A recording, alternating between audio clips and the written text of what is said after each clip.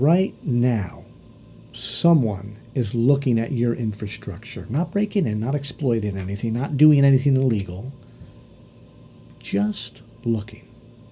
And they can see things you've forgotten exist, a staging environment from 18 months ago, a subdomain created for a vendor who left, an S3 bucket with default permissions that no one's reviewed since it was created. You forgot about these, but the internet didn't. This is how attackers actually find targets, not through brilliance, not through sophisticated exploits, through patience, through observation, through paying attention to what's already visible. Today, I want to show you exactly how that works and why the threat model most organizations use is fundamentally wrong. Security models imagine attackers as active threats, intruders, probing, defenses, exploiting vulnerabilities, breaking through perimeters. The language is violent. Breach, penetrate, attack. It conjures images of adversaries working hard to defeat sophisticated controls. But the discovery phase looks nothing like this. It's passive, it's patient, it's often indistinguishable from legitimate traffic. A DNS lookup, a certificate query, a search engine crawl, none of these trigger alerts, none of them look malicious. They don't even look unusual. They're just looking. The same way a search engine looks, the same way a security researcher looks, the same way anyone on the internet can look at anything that responds to a request. The difference is what happens next. By the time anything resembling an attack begins, the reconnaissance is already complete. The attacker knows what's exposed, how long it's been there, what's changed, what hasn't. They've been watching while you weren't. The threat model assumes intrusion. The reality is observation. Yeah, let me show you what I mean. So the tools attackers use to find exposed infrastructure are not secret. They're not illegal. Most of them are free. Shodan indexes internet-connected devices and services continuously, including the ones you didn't realize were reachable. Censys maps certificates and infrastructure across the entire IP version 4 space. Security Trails preserves DNS history, maintaining records of what pointed where long after you've forgotten the original purpose.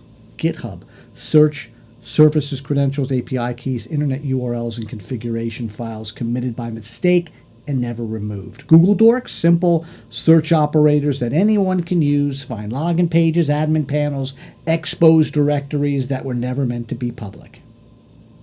None of this requires special access. None of it's illegal. None of it costs money. It's just paying attention to what's already visible.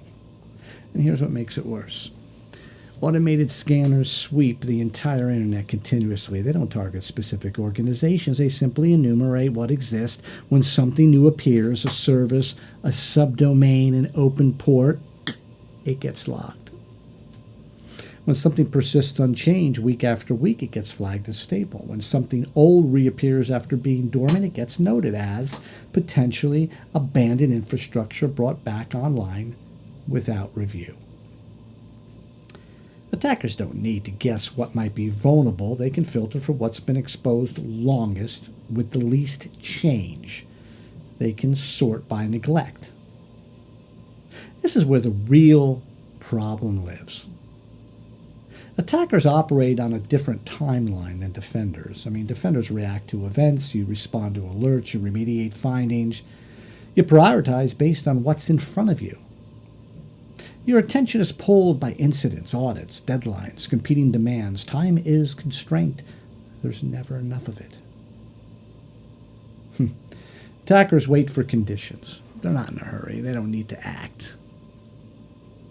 Today, this week, or this quarter, they can let an environment sit in their notes, revisit it periodically, watch it evolve over months, and they choose the moment when conditions are most favorable.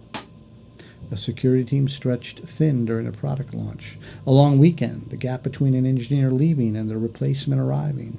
The defender's urgency is the attacker's opportunity. Your pressure is their patience. Your constraints are their advantage. Here's the part that should bother you most. Time becomes a selection criterion. The longer something sits unexamined, the more attractive it becomes, not because it's necessarily more vulnerable, but because the absence of change signals the absence of attention. If a service has been exposed for 6 months and nothing about it has changed, what does that tell an attacker? It tells them no one's watching. It tells them no one's going to notice. It tells them this is a safe target. They're not selecting for weakness. They're selecting for neglect. This changes what it means to be seen. Most organizations think about visibility as something they control. What you publish, what you announce, what you deliberately make available. External presence is managed, curated, intentional.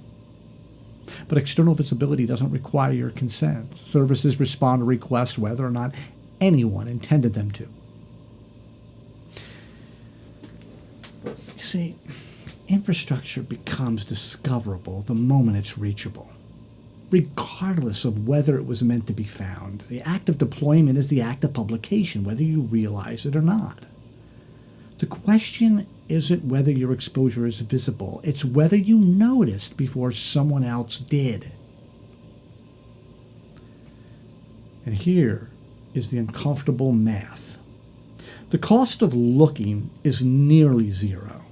Scanners run continuously, indexing happens automatically, search is free, storage is cheap, the marginal cost of discovering one more exposed asset rounds to nothing for anyone who wants to look.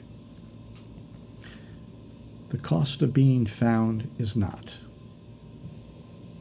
Every day an asset remains exposed without review, the probability that someone else has noticed it increases.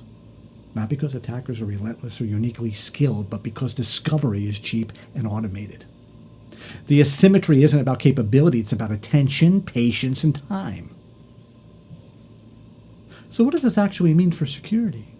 It means patching vulnerabilities isn't enough. Patching addresses what you know about. It means passing audits isn't enough. Audits verify what's in scope. It means having controls in place isn't enough. Controls protect what they're configured to see.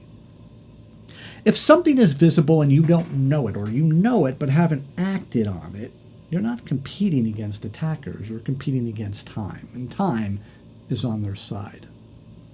By the time most organizations discover their own exposure, they're not the first to know.